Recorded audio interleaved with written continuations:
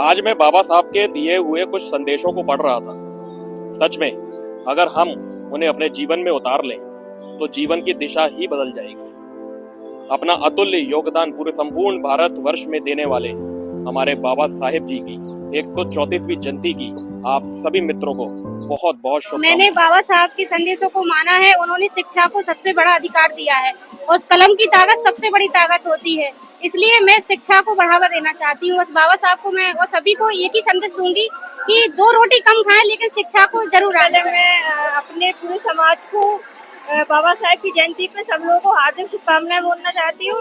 और बाबा साहब ने कहा है कि 2 रोटी कम खाओ पर अपने बच्चों को अच्छे से पढ़ाओ। और बाबा साहब ने ये उंगली दिखाई है, ये उनकी जो निशाना है वो संसद की तरफ है।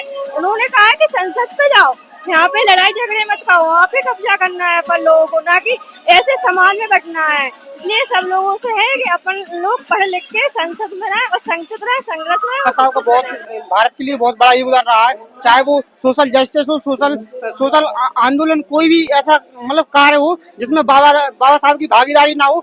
आज अगर भारत इतना हरा भरा है तो बाबा साहब के संविधान और बाबा साहब की जयंती की वजह से। लोगों की सोच तो ये भी है कि बाबा साहब ने सिर्फ दलितों के लिए काम किया, लेकिन ऐसा बिल्कुल नहीं है।